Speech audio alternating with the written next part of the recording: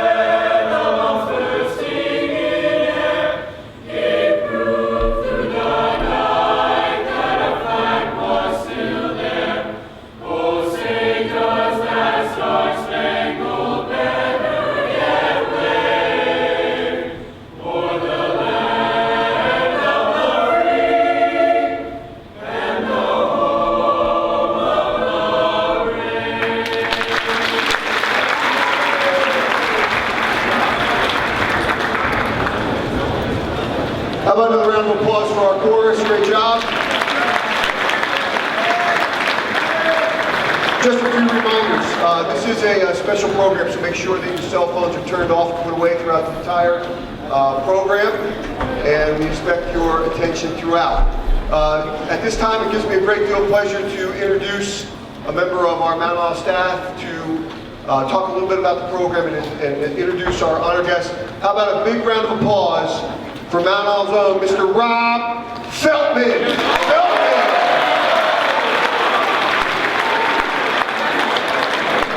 It cracks me up every time he does that. But thank you very much, Mr. Stansberry, and thank you, kids.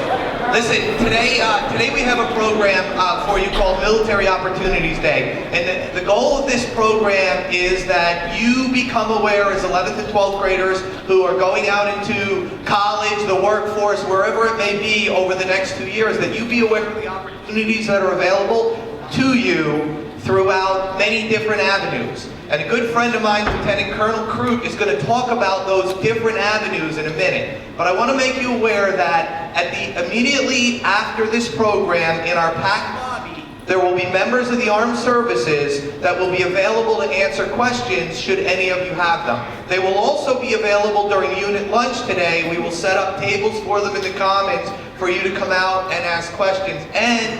And if you're interested, there's a program this evening at 6:30 where Lieutenant Colonel Crute is going to come back and talk to any of you interested students and your parents, if you would like. And there will be members of the armed services and recruiters there to answer questions for you after that program. So if you see something that interests you, if you have additional questions, obviously the guidance staff is always there to help you and point you in the right direction. But for the remainder of today, you have a number of experts in each military service area to answer questions if you should have it. Okay? All right, now I'd like to just spend a minute and introduce to you Lieutenant Colonel Edward Crute. Now, Colonel Crute and I grew up together. We are members of the class of West Morris Central. Go ahead, West Morris Central. I know, scum blue. I'm sorry to say here at Mount Olive, but it's important because he and I both grew up in Morris County and grew up in New Jersey. okay? And Colonel Crute is back here in charge of all recruiting for the U.S. Army for the state of New Jersey and parts of eastern Pennsylvania. And he's put a program together that's not just about going into the Army. It's about much more. So I'm going to stop talking now and turn it over to my friend and Morris County native, Lieutenant Colonel Ed Crute. One more clue about West Morris. Come on. I hear you. Okay. Hey, listen, I grew up not 10 minutes ago. I just stayed at my parents' house last night, so I'm from here. And Mount Olive used to kick our butt in basketball growing up, so I hear you. All right, so I am a Lieutenant Colonel in the United States Army. I've been on active duty for 21 years. I'm a Green Beret Special Forces officer for the last 17 years. And when I came home to my home state 2 years ago to be the battalion commander for recruiting in the Mid-Atlantic states, I was blown away and shocked at what people thought about the military. But even more importantly, for me, selfishly, for my 3 kids, it's what I learned about college and the job market after that I'm forever grateful for, and what I most importantly want to share with you today. Yeah, I'll use some military stories as vignettes, but most importantly, you need to hear what's going on in the world, your world that you're about to enter. And I think we have mostly juniors and seniors here. So first off, before I do that, I got to tell you what life was like in 1989 here. My parents, who were actually here, sitting in the back, and my uncle. We used to talk about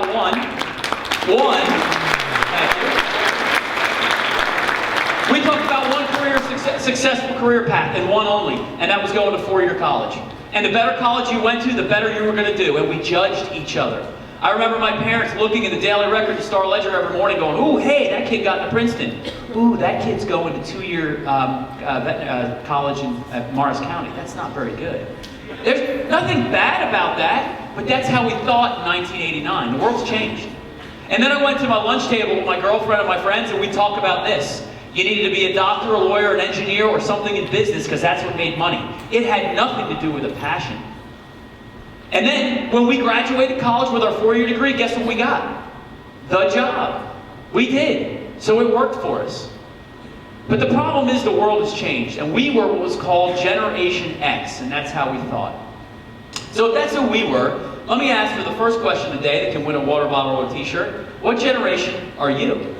Anybody? Go. I just heard Y. Over here, who else? Say it again. Generation Z. You indeed are Generation Z, so let's make sure we get her a water bottle or a t-shirt, whichever you want. Mostly you don't know who you are. Most high schools have no idea who Generation Z is. So before I tell you about who you are, let me tell you about 3 young men and women. So I led a counterterrorism task force in 2012. I had 13 young men and women, nobody over the age of 25 in Dhaka, Bangladesh. And while we were there, I had 2 Navy SEALs in the south at the port of Chittagong and 2 Green Berets up in the North Hills with the Paras. But I don't want to talk about them. I want to talk about the 3 young men and women in business suits that worked with me in the embassy every day. The young lady's name was Carolyn Bronson. She was 22 years old. She wore a business suit. She was my intelligence officer, or NCO, sergeant. And we're sitting in an intelligence meeting one day, and the ambassador and the CIA station chief and the FBI LNO come in and say, hey, we just had a blogger murdered downtown Dhaka. And that's significant because that blogger has a followership of 20 million people. And we think this group called Ansar Bangla Team claimed responsibility. It's like, okay. Went right over my head, but it didn't go over Carolyn's head. And Carolyn punched me as hard as she could in the leg. She's like, sir, get this case. I'm like, okay. So I raised my hand, can we have it? They said, absolutely, take it back to your office. We went back and I said, Carolyn, what is a blogger? I don't know what a blogger is. I'm 45 years old. I don't have a Facebook site. She's like, don't worry about it, sir. If they're radicalizing, they're on social media. We'll find them. 2 weeks later, Carolyn comes running back in. Her hair's up to here. Her eyes are sunken. And she's like, sir, we got something. I'm like, what do you got? She's like, we found Ansar Bangla Team's Facebook site. And right here, this is a link to Inspire Magazine. And Inspire Magazine is Al-Qaeda's periodical. It's where the Boston bombers learned how to build the bomb that they used at the marathon. It comes out about once a quarter. Don't go look that up. Somebody will come talk to you in the next 48 hours. Trust me. Second thing she shows me is instructions in 2 languages, English and Bangla, on how to take down the police checkpoints to get at us in the American Embassy, the British High Commission, the Canadian Consulate, the German Consulate, etc. So I was like, wow, that's significant. So we run down the hall to the CIA station chief, and he says, wow, great job. Colonel Crute, you're the man. Now get back there and keep watching that. Do I need to remind you that I didn't know what a blogger was? So we go back to the office. All right, Carol, I'm back at it. She's like, I just need 12 hours of sleep. I'll get back on it, sir. I'm like, hurry up, though. 3 weeks later, Carolyn comes back in. Her hair is even higher. And she's like, sir, we found something. This right here, this guy's name is Nafis, N-A-F-I-S. And we think he's receiving instructions on this Facebook site from Ansar Bangla team. I'm like, well, why is that significant? Well, it's significant, sir, because he's a sophomore at Southwest Missouri State University. I was like, whoa, okay. Back we go down to the CIA, he turns and hands that to the FBI. They do a sting, and in 2012, August 28th, they arrested Nafis. He had already, his freshman year, learned how to build the bomb. His second year, he was resourcing, and FBI did a sting and arrested him. He's serving 30 years right now. So I go back to Hawaii, where I was stationed for 4 years, Special Operations Command Pacific, and what do they say? Colonel Crew, you're the man, great job. I'm like, I honestly did not do a thing. They're like, we don't care. Get up the hill to the NSA headquarters here in Hawaii, and we need you to do the same program in all 36 countries in the Asia Pacific. I'm like, okay. So I go up. Same place where everybody knows where Edward Snowden is, if you've seen the recent movie. It's where he worked. So I go into a room about this size, and on the left side is 1,000 young men and women, excuse me, not 1,000, 100 young men and women in uniform, all services, Army, Navy, Air Force, Marines. They're doing exactly what I just described, social media exploitation. The other half of the room, the other 100 kids in there, they were all doing something different. It was called cybersecurity. I didn't know what that was. But what caught my attention was a kid in the front row. Okay, thanks. A kid in the front row on a computer. All these kids were in, all 100 were on computers. There was a 27-year-old in charge of them, nobody over the age of 25. This young man is sitting there on a computer, and they bring a petition up and they put him around him while he's on his computer so he can use the bathroom. And then they bring him food and water, and I'm like, who the heck is this kid?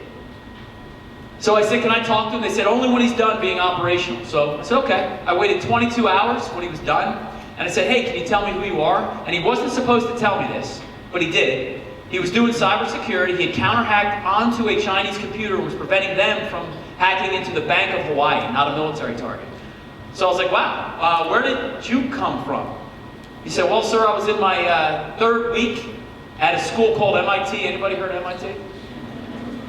Third week at MIT, and I realized I knew more than my professors and any of my teachers in hacking and counter-hacking because I just taught myself how to do it for the last 5 years. And I wanted to get operational experience as fast as possible. What? Who are these aliens? I have no idea who would think this way. So the third young woman that I met, that I want to tell you about, and then I'll tell you about Generation Z, is a young lady right here in Morris County on Route 80. I met her in the second week on the job. And my recruiters were really excited to introduce me to her. So I spoke with her and I said, hey, how you doing? She said, good, tell me about yourself. Well, I'm 25 years old. I'm a Sergeant E5 in the Army Reserves. I'm a 68 Whiskey paramedic. And I help run the field hospital here on Pickett City Arsenal. I was like, okay, that's not that interesting. She said, well, what they want me to tell you also, sir, is that I'm in my third year of medical school. I'm number 3 in my class and at Rutgers. I was like, wow, that's incredible. I said, that's exactly probably what I wanted to hear. So can you tell me how you got to this point? So she said 3 things, sir. Number 1, I want to be a surgeon. I want to be a doctor. But I realize and recognize that my parents are struggling right now to send me to undergrad. I realize that to be a doctor, I'm going to have student loans until about 49 because it's going to be about $500,000. Very competitive to get into. But I also have a brother and a sister that I'm a little concerned about. I want to make sure that I'm going to do my part to help my parents pay for my college. I was like, wow, that's very mature, incredible. Number 2, she said, I wanted to use the military as a competition strategy to make sure that I can get into college. All right, so what the heck did that mean? So I'll stop her story for a second. Number 1, college is incredibly expensive. Okay, it's absolutely astronomical. Nobody realizes that. There's an article out there that I would recommend you go read. It's called College Kinda Ruined My Life. That's a silly title for a very serious topic. College is incredibly important, and I'll talk about that in a little bit. But the point of this article is how many people ahead of you, the Y generation, the millennials, have wagered their entire life and their parents' retirement toward going to undergrad. Read that article, it's incredibly important. If you watched the Super Bowl, you saw that they said the national average was $39,500 for student loans for students in this country. It's actually 51,000 in New Jersey, average. Bell curves have two sides. So for every 51,000, there's going to be 100,000, there's going to be a 20,000. So the second piece is, college is extremely difficult to get into and hard to stay in. 50% of Americans in our country do not finish college in 4 years at start, mostly because of money. But the other part of this is getting in and how hard it is. So I found, not too long ago, I asked about this competition strategy, and I learned very quickly how competitive it is in New Jersey. So if you're sitting in this room right now and you're a male, and you have a 3.6 grade point average and a 1450 on your SATs, you will not get into Rutgers engineering program. You'll be waitlisted. The academies are unbelievable. Princeton shows me all the resumes that are perfect. Perfect GPA and a perfect SAT score that don't get into Princeton. It's very competitive. Who are you competing against? What state are these students from, do you think? Anybody want to guess? Idaho? No. Florida? No. Trick question. Who? California? Overseas. I just heard it. Whoever said that. Oh, right there. Overseas. You know why? Because they have a 5 on an extended scale of a 4 GPA. They have $1 million on their SATs, but most importantly, their parents pay cash. And they are taking our slots in colleges at an astronomical rate, and our jobs. So, when I said, what's this competition strategy you're talking about, it was explained to me that every university in our footprint has a quota that they need to keep. And that quota is for service members and veterans in their college populations. Why? Because there's millions of dollars in grants tied to them keeping their service member and veteran population to the level that it needs to be. And they know that the money's good because it's coming from the government. So that was what I found out about the colleges here. We signed up Princeton 9 months ago as one of these partners, and I'll explain in a second more about that. But also we went to the academies, and I know we at least have the Naval Academy here today, and hopefully we'll have also West Point representation. But the academies are really difficult to get into. You have 2 at least of your classmates that are in their senior last year at the Naval Academy for sure. So I know that several students go to the academies for Mount Olive. It's tough to get into. When I contacted West Point, they told me that they had somewhere around 2,000 applications from the state of New Jersey, whittled down to 50 on phone interview, and then down to 10 for the 5 congressional nominations for the local congressman here. The other way to get in is through the Army Reserves, or the Navy Reserves, or any of the service reserves. How? Because they all have seats available for service members and veterans. Can't be over 23. West Point did not use 20% of their slots last year. They have about 120. They left about 25 to 30 out there, and they gave them back for congressional nominations around the country. Can you get into West Point or Princeton or Michigan with a 2.0? Absolutely not. But as a competition strategy to get into the place that you want to go, it's important to understand. So anybody that's in the Army Reserves that has the grades in the SATs that are going to college maybe 1 year just to get some base, they apply as a service member. The only approval they need is me, an 05 Lieutenant Colonel. So that's what she was talking about on competition strategy. Okay, that was number 2. But most importantly, if you don't care a thing about what we talk about the military today, that's completely fine. But listen to this. She said, sir, number 3, I wanted to be a surgeon. Or so I think I do. I want to be a surgeon because I just watched Grey's Anatomy for the last 10 years and I think it looks cool. But I've never stopped bleeding, I've never set a broken bone, I've never done anything medically, so how do I know? So I wanted to confirm or deny my passion. Wow, okay, who the heck thinks like that? So I was about to walk away, she said, no, sir, you need to listen. So what I did was I enlisted as a junior in high school into the Army Reserves. I did 8 weeks of basic training between junior and senior year. I came back with college paid for, a paycheck of $35 an hour for the 16 hours a week, 1 weekend a month I work, and medical coverage. I applied to Rutgers early admissions and to get into the biology program. I had a 3.2 and a 1250. I was pretty sure I was going to be borderline. I got in, no problem, early acceptance. Finished up my senior year. Between senior year and freshman year at Rutgers, I went into AIT, Advanced Individual Training, 16 weeks to get nationally certified as a paramedic. I'll talk about national certifications again in a minute. So she went off then to freshman year at Rutgers. First summer, she goes to Hawaii and she works in Triple Army Hospital for 2 weeks in the emergency room. Next summer she goes to Walter Reed, works in the recovery room for 2 weeks, her reserve drill. Following summer, boring, she stays in New Jersey, cleans equipment, not compelling. Final summer, she graduates from Rutgers, goes to Camp Bondsteel, Kosovo for 3 weeks, where she works in the field hospital. So she said, "Sir, I'm number 3 in my medical school class at Rutgers, not because I'm smarter than anybody else. I'm number 3 because I have my entire career in context. I understand exactly how the hospital runs, how the emergency room ties into the recovery room, ties into the pharmacy. How important it is to have empathy for the nurses on night shift and the anesthesiologist that comes in at 2 o'clock in the morning on 1 hour notice. I know how all the equipment is maintained and the entire hospital runs. So I have no fears in my profession as I'm pursuing it academically." Who the heck are these people? Who is Carolyn, my intelligence sergeant? Well, now she's in her 3rd year at University of Southern California. She's almost done with her international business degree. The young man is back in MIT that I talked about. He did 4 years cybersecurity, and he went back, and they made him actually an associate professor as well. He was also teaching while he's getting his undergraduate degree. And then this young lady that I talked about is now in her 4th year of medical school. So they're you. They're Generation Z thinkers. So who is Generation Z? You were born in and around 1995 to 96. There's some outliers. There's about 3 classes ahead of you. The young lady I talked about medically, she was Generation Z thinking, a little bit ahead of her millennial time. But they say that you're the first generation to have been attacked since Pearl Harbor. And because of that, you have a completely different sense of service. Not just military service, but service to others. I absolutely know that to be true because I can't walk anywhere without you coming up and shaking my hand and saying, "Thank you for your service, sir." That was completely different than when I grew up in New Jersey. Completely. Then it was, hey, the military could never be a successful career path. And it's either go to jail or go to the military. Number 2, you probably experienced the Great Recession of 2008 to 2010, in which 95 million Americans lost a job or lost a home. You stand a very good chance of a mom, a dad, an aunt, an uncle, a teacher, a coach, your buddy's parents, somebody in your life having lost a job or a home. And because of that, they say your generation has not developed a sense of entitlement like my generation. Remember me? Generation X?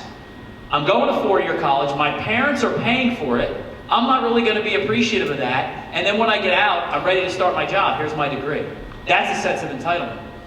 The millennials after me, between us, had the same sense of entitlement, and I'll talk about them in a second.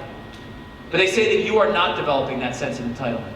You actually are looking very carefully at what is happening to the millennials and what your options are. And the last part of you and why you can do this is because you're also what's called digital natives. Because you have this thing in your hand, right? That you can look up anything you want. You can confirm or deny anything anyone tells you. When I went to the University of Pittsburgh in 1989, the Berlin Wall came down. And I didn't know that until my father told me the next summer. Can you imagine something happening right now and you not knowing about it in 5 minutes with social media? You can't imagine that. My 3 of you, and I have 3 aliens at home as well, they knew exactly who the presidential candidates just were. And they knew their policies. Now, they made a lot of mistakes ignorantly about that, but they knew and they talked about it. My kids are 12, 11, and 8. I went and yelled at the bus driver for talking politics because as an officer, I'm apolitical. I can't, right? Don't hear that at home. They're like, "We didn't say anything." No, they're on their phone. My kids won't get up at 6:30 this morning for school. You know what time they get up on the weekend? 5. And they're downstairs on their cell phone on YouTube learning how to build something with household materials in my kitchen. It scares my wife and I to death. This is Generation Z. And you know what they say about you? They say you're going to be our next greatest generation. I believe it. I absolutely believe it. He snickers. I don't. I don't. I've been to 37 countries. I've seen the world. Believe me, I speak 3 languages. This generation has got me very hopeful. Because what you're doing is you're making decisions. You're finding a passion. What's getting you fired up? You don't just want to do something to get it to make money. You want to do something that gives you a passion. Not in a million years would I have ever joined the military or done anything in education because it didn't pay any money. Well, 21 years later, I'm in the Army and I have a Master's of Education and I want to be a teacher next. Your generation is thinking about this right now. And here is why. Because the generation between us is called the Ys, the millennials. And here's what's happened to them. They grew up they went through an education system in their schools called No Child Left Behind. That educated them toward passing a test. They don't know how to work with other people in solving complex problems. They can't come together as a team. They went through an athletic system where everybody got a trophy. And they really don't have that competitive spirit to fight their way out of anything. And they found themselves in a mess. Nothing against the millennials. I'm X. I'm the worst generation. But it worked for me. Right? My generation went to four-year college, our parents paid for it, and we got the job. That hasn't happened for the millennials. The world has gotten incredibly expensive. I'll just tell you about one young man that I met. His mother came up to me at Fairleigh Dickinson University and said, "Can you please talk to my son and my husband?" I was like, "Absolutely." After she heard me speak. They're like, "Okay, how you doing? Nice to meet you." The father's like, "Great." I said, "Sir, what do you do?" He said, "Well, I own a plumbing business here in Cherry Hill. And my passion is to send my one son to college. I'm going to pay for the whole thing. He's 46 years old. He's me, Generation X." "Okay." I said, "First question, sir, where's he going?" He said, "Well, we just got into Villanova, early acceptance." I said, "How much does that cost?" He said, $45,000. I said, "Great. Do you have that?" He said, "No. About 5,000 short, but I'll have that by the summer and I'm good." I was like, "All right, sir." And then the last question is, "How much do you have for your and your wife's retirement?" And he said, "That's why she wanted you to talk to me. Nothing yet, but I'm going to get there. I'm almost done paying off his college." I was like, "Okay." I said, "Sir, Villanova is $68,000 a year. Villanova just won the national championship in basketball, and they raised their tuition $3,000 this year. Guess what they're going to do next year? They're going to raise it $3,000 next year. It's a supply and demand economy." The college environment is an absolute business, and it's getting more and more expensive. And so I'm the first person to tell this father that he's $100,000 short of what his dream was, to send his kid to college. So the millennials have faced that. But here's also what's happened to them. Jobs have gone overseas. Jobs have gone on the internet. Jobs have gone to robots. The job market has gotten tough. And when my generation could walk out with a 4-year degree and get the job, the millennials couldn't for the last 15 years. And here's what happened. They went 5, 10, 15 interviews, and they weren't getting the job to follow their passion in engineering, become a doctor, whatever that was, because they couldn't get started out the gate. Why? I'm going to give you a second resource if you would like to look at it. It's 7 minutes long. It's called Success in the New Economy. You can YouTube it. And it's going to explain to you what I'm telling you now. We needed a degree. You need 3 other things to go with that degree, to follow your passion to get where you want to go. Number 1, those employers, and I've been to over 50 job fairs, are going to sit down and they've talked to 1, 2, 3, 4, 5 millennials. And for the last 15 years, the millennials have changed their career path 7 times on average before they're 35, and their degree pursuits on average 3 times before they're 35. So this employer is now taking a risk on which one of these 5 he's going to choose. So he wants to know first, have any of you done anything to gain some experience in your career field? Have you volunteered? Have you done an internship? Have you done a co-op? Do you know the career in context? Number 2, does everybody remember when that lady spilled coffee in her lap at McDonald's? Everybody remember that? He wants McDonald's. An older lady, about 20 years ago, spilled coffee in her lap, and she sued McDonald's for $28.5 million. That changed our entire world, because now you need what's called a national certification in the career fields. The national certifications are what protect me, the employer, from your mistake, not the college degree. So here's some examples. You want to do anything in cybersecurity? There's 3 certifications that you need. When I spoke to Drexel University, we hosted a cyber social. And we had the Judge Group, the #1 global employer for cybersecurity, the largest growing firm or largest growing industry in the world right now, starting salaries at about $140,000 to $150,000. Judge Group has 30,000 job vacancies right now and only 10,000 applications. There's a crisis in the shortage. Remember the cybersecurity I talked about, the kid from MIT?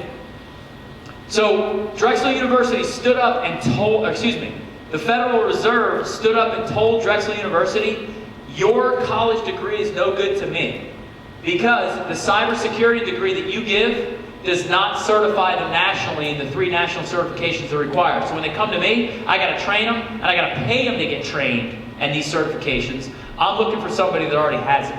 If you're going to do anything with social media, if you're going to do anything in human resources or finances, and you're going to have people's social security numbers and their personal information at the touch of your hand, you're going to have a background check. And that background check is going to cost that company between $20,000 and $40,000 to do a very in-depth one.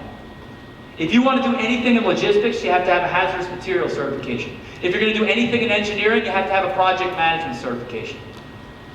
National certifications are absolutely critical. So, as I'm looking at my 5 aspiring employees, do you have a degree? Do you have any experience? Are you already nationally certified?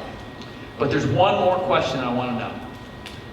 Because I've been burned by so many millennials in the last 5 years, leaving my company after I get them certified, after they've been here 8 months, that I want to know a few things. I want to know if you're going to show up to work on time in the morning. I want to know if you're addicted to drugs, because it's an epidemic in the state of New Jersey. Opiates, heroin, marijuana. I want to know if when my company gets faced with a complex problem, if you're going to stand next to me and help me solve that problem. Or more importantly, can you stand up and take a leadership role and help me solve that problem? I want to know if you respect the other sex. I want to know if you respect the other races and cultures within my workspace. Or more importantly, that you would stand up and do the right thing if you see somebody being violated for that. Stand up and put a stop to it, report it, or just put your arm around them and say, hey, that wasn't cool, I got you, teammate. These are what are called soft skills or gray skills. And the employers want to know if you have them. And when you don't, you enter what's called the gray market, or the gray jobs, gray collar skills. What that means is you couldn't get the job in criminal justice, engineering, whatever you were trying to pursue, so you had to take something. Because the national footprint average is $51,000 for student loans, and then you had to start paying your medical bill $300 a month with a $1,200 deductible. Life gets real, and they have to work somewhere. So they take a job in a gray collar skill. They work at Starbucks, Barnes & Noble, Target, Kmart, Wawa, which you don't have a lot of those up here. So they're not able to pursue their passion, but they're also not able to build these top 3 to go along with their degree. So here's what I did. I went and bet my entire battalion, all 310 NCOs that I have in my battalion, I made them this bet. In the next 48 hours, right here, when you go to Starbucks, Barnes & Noble, and you go to get your coffee from that very articulate and polite and well-mannered and well-groomed 25-year-old that's with a smile hands you your coffee, ask them this question. What is your degree? And I bet them a paycheck that they are going to respond with, here's what my degree is. And then it's, what are you doing? And they're going to describe to you exactly what I just described, the gray collar market. I haven't had to pay anybody yet. I'll show you a few in a second. So, if this is what has happened to the millennials, guess who was watching? Zig has been watching. And you're doing something different. You're doing what's called now gapping. Up till last year, it was called gap year. Anybody want to tell me who the most famous gapper is right now in your generation? You got it. Who is it? Obama's daughter. The former President Obama's daughter, Malia. Absolutely right. And what did she do this year? Right? She blew it out of the water and got into Harvard. Could mom and dad afford Harvard? I think so. And what did she do? What did she do? She's not chilling. She's volunteering in her industry to confirm or deny her passion for what she wants to do. And there's a wonderful article out there, third reference for you, that you should read, that he wrote a couple months ago about how horrified he was as a Generation X father in the kitchen, in the White House, when Malia came home and said, I'm not going to Harvard next year, Dad. What? You can imagine, here comes Generation Z thinking, just crashing into Generation X parents. That's what's going on right now. And so, the gap concept for you is deliberately approaching where you want to go. Here's your passion, here's the degree you need for it. You're not diving into just any old school. When we went to college, if I didn't get into my dream school, I was going somewhere. I was going to go somewhere. It didn't matter where it was. It didn't matter if I didn't like the degree. It didn't matter if I didn't like the campus. I was going just to go. And when my parents could afford it, Ys couldn't. So the X's. We went to college, our parents paid for it, and we got the job. The Ys went to college, their parents found out they couldn't afford it, and didn't get the job, and you've been watching. And so what I would like to do next is just give you a couple of examples. Now these are military examples, but I want you to think broadly about what you are going to do and your success strategy to get where you want to go. So the first young man that I want to talk about, whoop. Yep. So this is the first piece. You are sitting here as who are juniors? Raise your hand. Good, okay, enough. So I'll talk about this. All right, so how do you become successful? You know why I know this? Because I have hundreds of 25-year-olds that didn't care about high school come to me at 25 thinking, hey, I'm ready to start my military career. You have an arrest, you have a GED, you never took your SAT. Now, only 3 out of 10 people qualified. Those are young men and women that didn't take their studies seriously. You must take your studies seriously. Your grade point average, your SATs, your SAT scores absolutely are your first step on your successful career path. The military identified this 10 years, 11 years ago. We partnered with Peterson, who runs your PSAT, and developed March to Success.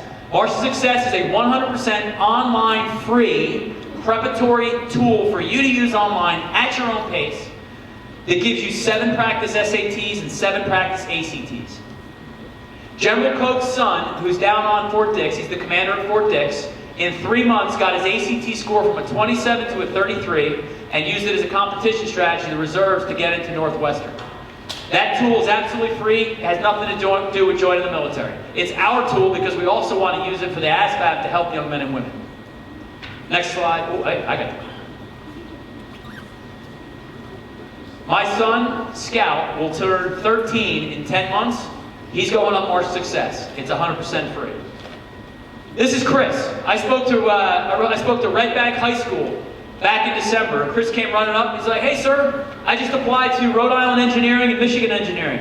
I got into Rhode Island. I didn't get into Michigan. What do you think I should do? I said, well, as we just discussed, you could possibly use military reserves as a competition strategy to get in Michigan. He's like, all right, I'm willing to give it a shot. I think it'd be cool.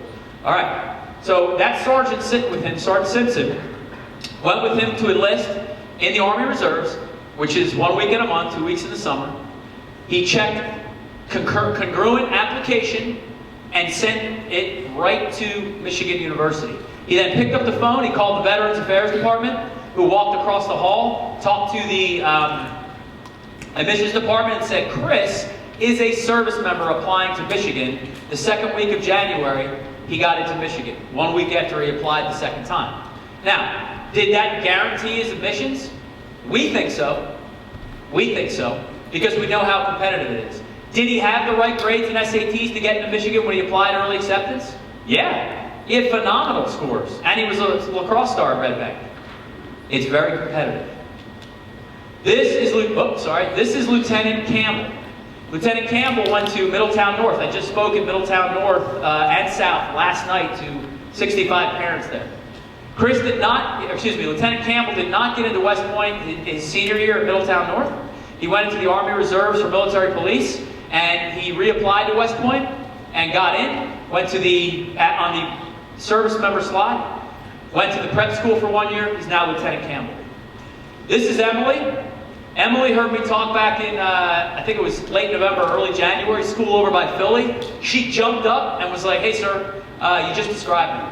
I got into Drexel University and I don't have a dime. So I don't know what to do. I was like, well, I know you could try the reserves. So I said, why don't you look into this scholarship? Now this scholarship, I returned 38 of these to the United States government last year before we were doing these. This is called a Minuteman Scholarship. It's an Army Reserve Scholarship in which you do simultaneous membership program and also do the ROTC department in that university.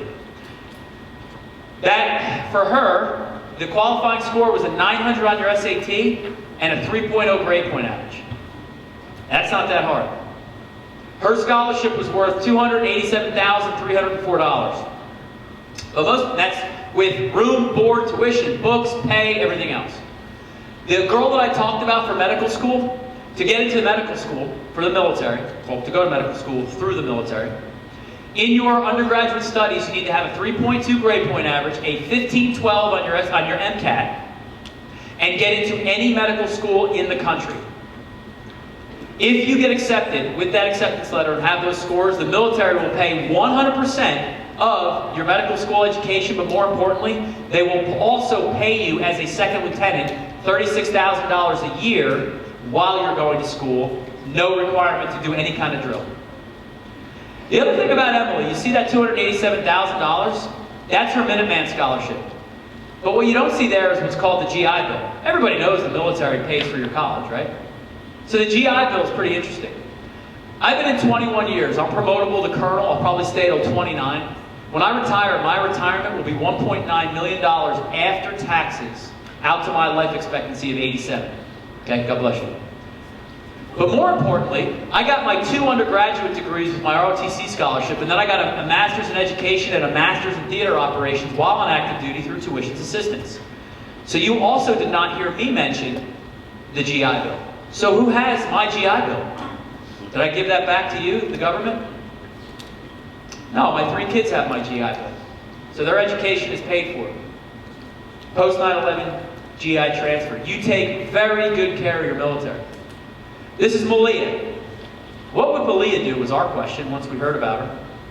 So the military recognized the gapping strategy very quickly and now have an enlistment option for 2 years active, 2 years reserve.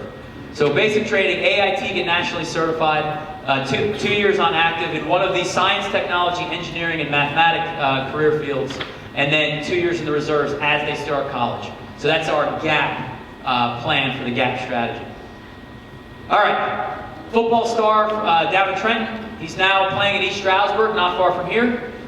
He heard me talk a couple months ago, and he jumped up and said, "Hey, I got undergrad paid for. I'm playing football at East Stroudsburg, but I don't have medical school." So we enlisted him in the Army Reserve to help him medical school, and he's back playing football. Coach loves the fact that he went to basic and AIT and has more leadership skills than when he left. All right, so everything I just showed you has to do with money and competition strategies to get into school, all right? I got plenty of these examples. But don't just think about this from the military. I have to use military because that's my life. But understand several things. When I went and spoke to Drexel University about cyber, and they heard me present this, they came back and said, "Would you please talk to all freshmen at our freshman orienteering and their parents? Or can we take you to show?" Because they need to hear this entire message, not just about the military, where some kids could stay at Drexel. And I said, "Well, what do you mean by that?" I said, "All right, we'll come clean. Drexel University did not return 32% of their freshmen to sophomore year this year. And that cost them $19 million. So my question for you is, can Drexel University do with $19 million worth of student deficit in their sophomore class? No. And they're not alone. Most universities are in the same boat. So as part of your GAP thinking, your Generation Z thinking, understand that your dream college that you want to go to, right? Understand there's going to be a deficit in the sophomore class. I would never give up on my dream of my dream school. You graduate high school, you don't get in, you stay at home, you save money, you then take some classes at the local community college, reapply into your sophomore year, you stand a very good chance because they are $19 million short at Drexel and many other colleges and universities. And Generation Z, you can look all this up. It's their dirty secret. Okay, so now let's move on to the GAP kids. So these 3 I met in Philadelphia. They all had degrees in biomedical engineering, and they all couldn't get a job. Dead stuck in gray collar like I described. So I said, you know what? I would think about the importance of a network. What does that mean? So you come out of college, you've hopefully built some experience, you're nationally certified or you're getting it, you've got some experience. Being part of a network in the industry that you want to go to is very, very important. So I told them in their local biomedical reserve unit in Northeast Philly, there's 50 people there that are reservists part-time, but they work in the larger biomedical engineering field within a 51-mile radius. So getting into the network to help you get a job is probably pretty important. They did, they went to the drill, they all got the job, they did reserves to pay off their student loans. They all had $40,000 to $50,000. But in terms of that, understanding the network is important. When I spoke at NJIT to 1,000 engineer students there, 200 in the audience, another 800 online, they streamed it. A young lady was in the back serving hot dogs in the student union in a white apron. And as I was talking, she started to move up the wall. But there were still 10 people in line to get a hot dog. So I'm like, what is she doing? By the time I'm done talking, she sprints up to me and she's like, "Sir, you just described me." I graduated from Fordham 3 years ago with a criminal justice major. I had a 3.8. I can't even get a dispatching job in my hometown. What do you think I should do? Maybe military police, reserves? I'm like, I wouldn't. If you listen to what I just said, I would make sure I had a wide and broad resume as I tried to follow my passion.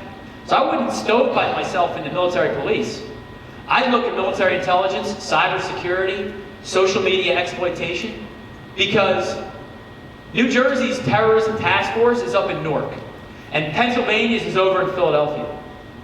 But where they do their intelligence refinement is on Fort Dix, and it's done in the Army Reserve and the Marine Reserve and the Navy Reserve and the Air Force Reserve's fusion cell.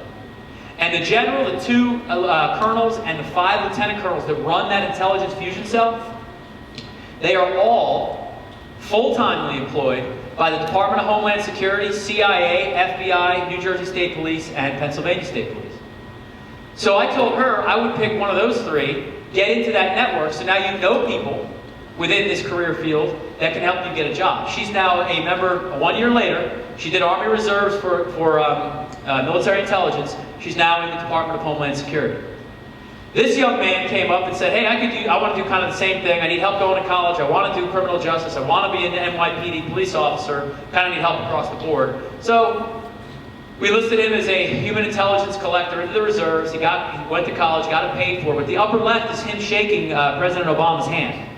Because veteran preference in hiring, he was able to get the Secret Service internship while in college. And then he got the girl, and he got the NYPD job. All right, upper left is Carl Louis-Don. Carl Louis-Don has a Master's of Science in Information Technology and is married to Staff Sergeant Louis-Don, one of my recruiters. When I spoke to her about this, she said, sir, you just described my husband. My husband has a Master's of Science in Information Technology, and for 5 years he can't get promoted in his company. Has a job, but couldn't get out of the base employment level. So I said, hey, do the reserves. He went to the reserves, 8 weeks basic training, 16 weeks AIT, came back within 2 months, had a 2-step promotion from $50,000 to $120,000. His boss said, because now he could see the leadership potential. But more importantly, Sergeant Louis-Don said, sir, I'm going to win your paycheck. So I'm going to go to Starbucks and Barnes & Noble. Well, that weekend she went to Starbucks and she met James McCarthy, Bachelor of Arts in Science in Aerospace Engineering. And then she went to Barnes & Noble and met Justin Price, who were both, with bachelor's degrees, stuck in the gray collar. So I didn't have to pay her my paycheck. This is Strathaven High School, and that is in Philadelphia. It's in a Quaker area that has never in a million years seen the military, nor does it ever want to. When I went to go to the school, I was detained going to see the principal. So, anyway, I asked the principal and had the discussion about this presentation to students because I thought it was important. And she said, I love it. She shut the door, said, I love it, but I can't. Not here. I was like, okay, I understand. 2 weeks later, my captain from the Valley Forge area called and said, hey, a kid from Strathaven just came in. You got to hear his story. I said, okay. So he had him come over to my headquarters here in New Jersey, sat down with him. He's like, oh, I'm mad, sir. I'm like, well, tell me about it. He's like, I went to Strathaven. I lived in a rich neighborhood, or so I thought. 1/3 of that neighborhood I now know was pretty much faking it, keeping up with the Joneses. They had the big house, they had the car, but they definitely didn't have money for my education. And so I borrowed my entire $200,000 to go to George Washington. So now I have a George Washington degree. I'm in my 2nd year of volunteering in the intelligence industry in Washington, D.C., eating ramen noodles every day, trying to pay off my $200,000 student loans. So I saw all the people around me in the military reserves getting promoted, so I'm going to do it. So he went officer candidate school. So he enlisted Army Reserves, 8 weeks. He's going to OCS for 18 weeks, and then he'll be a reserve lieutenant officer because he has a college degree and then get college paid for. I have somebody else I want you to meet today who did a very similar strategy. So before I bring up the next person, remember the message. And I'm going to have 2 people talk very quickly. Remember the message, right? I talked about military today in context, but that's not the message. The message is you are the next greatest generation. You're the Z. We need you. Be who Z is. Have a passion, and don't let anybody stop you. Will people try and stop you? Yes. Money, people's ideas, competition. It will get in your way. But understand and be smart and have a strategy on how to get there. Be our next greatest generation. So the next guy I want to talk about is Raymond Polk. Anybody know Raymond Polk? Played for the Seattle Seahawks. Played for the Jacksonville Jaguars. You want me to tell you about him? We enlisted him into the Army 4 weeks ago.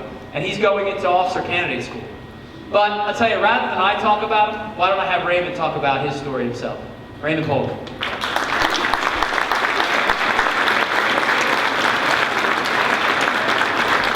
Hey, good morning, guys. I'm excited to be here because I understand juniors and seniors in this room, right? Is that correct? Well, that's great. I mean, you guys are right at the age where you're trying to make decisions on who you want to become, what you want to do, how you want to make an impact in the world. And I thought that I could tell you guys a little bit about my background, and hopefully you guys can pull a few things from me, some information that helps you guys make the next decision that you want to make on what kind of impact you want to make in this world. So, starting with my background, I grew up in Arizona, and I was a football player, as you can see. I started at the age of 7. I went to the high school level, went to the college level, played at the University of Colorado, got a bachelor's degree in political science, and then I had the chance and the opportunity to sign a free agent contract with the Seattle Seahawks. Now I stayed with the Seattle Seahawks all throughout OTAs, and then I was released.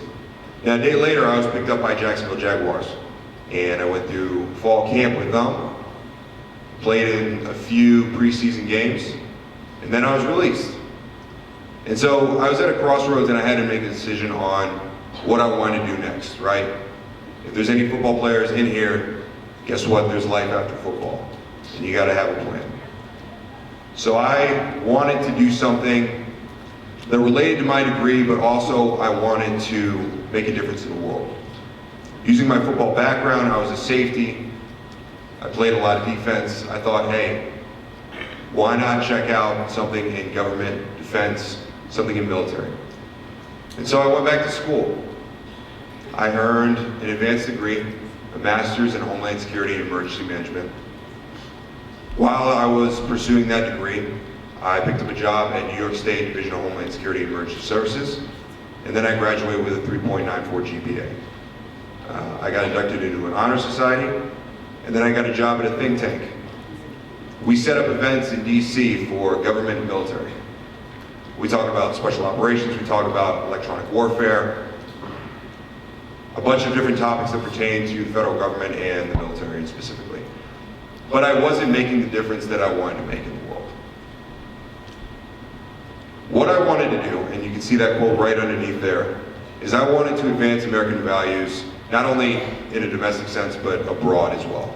I wanted to be on the front end of diplomacy in the fact that I would represent my country and my service and my upbringing all throughout the world, to some of the farthest reaches of the globe and some of the deepest, darkest pockets of the world. And that's what attracted me to the U.S. Army. Now the U.S. Army is the premier land force, so you deal with cultures, different ideologies, different populations, different sorts of people that you can represent American values to and also advance our interests abroad. And so, now, my path wasn't a straight shot, and obviously I made the decision to join the U.S. Army, but if you can pull a few things away from me, I would say that number one, it's never too late to forge your own reality, to change your life and write your own story. The second thing that I would say to you is that have measurables, have values that you are able to look at and make decisions accordingly. For me, I enjoyed the team aspect. I enjoyed the camaraderie. I enjoyed working together with a group of individuals to achieve a common goal. I learned a lot of that through sports, team activities. And then I also paired that with the fact that I cared and wanted to make a difference in the world and wanted to represent not only myself and my family, but my country and my service. And the last thing that I'll say is that don't be afraid to make a difference in the world. Whatever you do, whatever path you choose, do it to make a difference because it's important and it pays it forward. So I'll be around for a little bit if you guys have any questions about my background. feel free to ask, but thank you for the time. All right, thank you, Raymond. We also have one more person that we wanted to give about 2 minutes to say hello, which is Lieutenant Nibbler.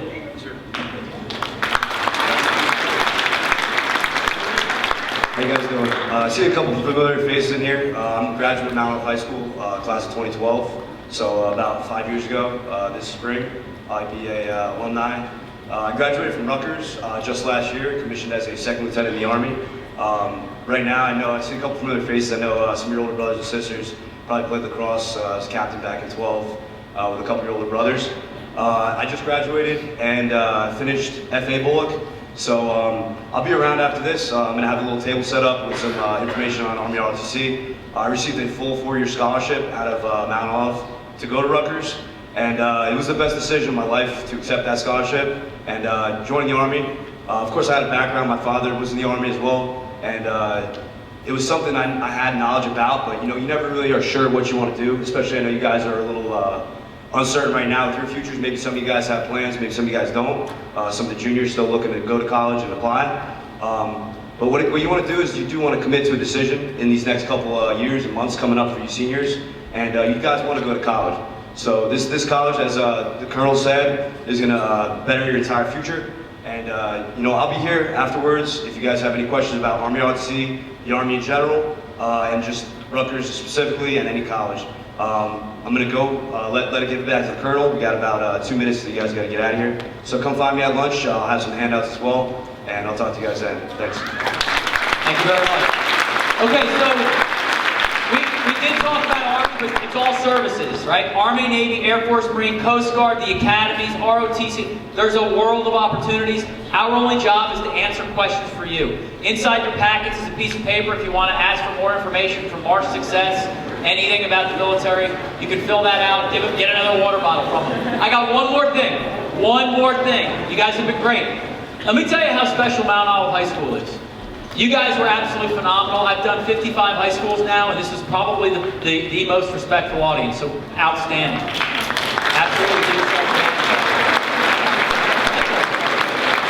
Second is, you've got a great staff here, because they went out on a limb to allow us to present to you, and I greatly appreciate it. So let me tell you, don't be like me. Are you ready? So I'm a graduate of West Morris Central, right? My parents are back there, and they worked very hard to send me to college, and guess what I didn't do? I never appreciated it. I was an absolute punk. I was class clown, teacher's nightmare, and what else was it? Not least likely to see, can't remember the other one. Right?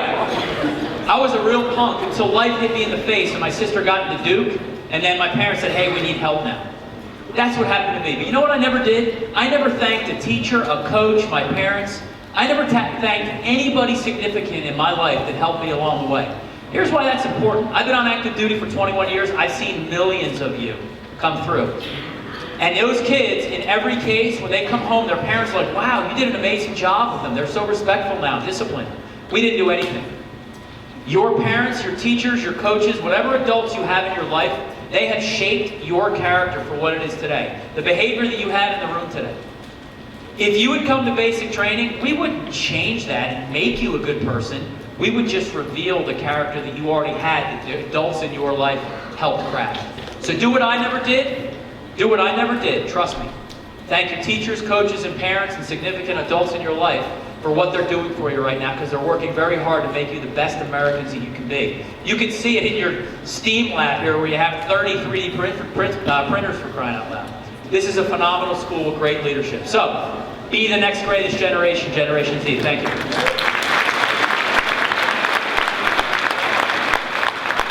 Hey guys, one more round of applause for Lieutenant Colonel Cruz and all the military